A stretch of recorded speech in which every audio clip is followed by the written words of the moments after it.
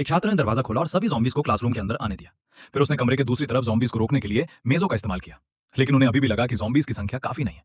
और अधिक ज़ॉम्बीज़ को आकर्षित करने के लिए लड़के ने मेज़ को थपथपाना शुरू कर दिया, जबकि उसके पीछे खड़ी लड़की ने झांझ बजानी शुरू कर दी।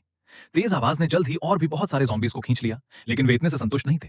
इसलिए एक अन्य छात्र ज़ॉम्बीज़ को बुलाने के लिए ज़ोर-ज़ोर से चिल्लाने लगा। अगले ही पल गलियारे के सभी ज़ॉम्बी क्लासरूम की ओर दौड़ पड़े। जैसे ही गलियारा खाली हुआ, छात्र तुरंत पिछले दरवाजे से बाहर निकल गए। पता चला कि वे ज़ॉम्बी से छुटकारा पाने के लिए इस योजना का उपयोग कर रहे थे। इसके बाद वे बचाव हेलीकॉप्टर का इंतजार करने के लिए छत की ओर भागे। लेकिन ज़ॉम्बीज़ ने जल्द ही मेज़ों को तोड़ दिया और उनका पीछा करना शुरू कर दिया।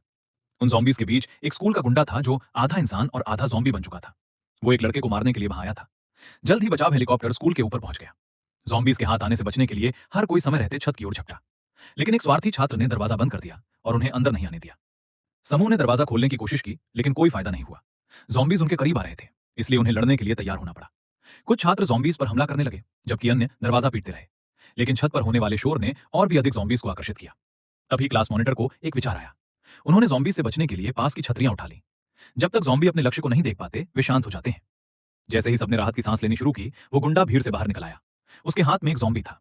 छोटा लड़का ये देखकर डर गया। उसे पता था कि वो गुंडा उससे बदला लेने आया है। लड़के ने एक छड़ी उठाई और गुंडे के चेहरे पर जोर से मारी, लेकिन गुंडे को कुछ नहीं हुआ। लड़के ने फिर से छड़ी घुमाई, लेकिन इस बार गुंडे ने छड़ी पकड़ ली और बदला लेने के लिए उसने लड़के की आंखें निकालने की कोशिश की। तभी क्लास मॉनिटर, जो खुद भी आधा ज़ॉम्बी बन चुका था, अचानक गुस्से में आ गया। उसने गुंडे की गर्दन पकड़ ली। गुंडे की ताकत उसके सामने कम पड़ गई और वो मुकाबला नहीं कर सका। मॉनिटर ने उसे आसानी से सीढ़ियों से नीचे फेंक दिया। उसी समय बचाव हेलीकॉप्टर छत पर उतरा। विशेष पुलिस ने उस छात्र से पूछा कि क्या कोई और जीवित बचा है, लेकिन उस छात्र ने दावा किया कि वो स्कूल में अकेला बचा है। इसलिए विशेष पुलिस टीम केवल उसे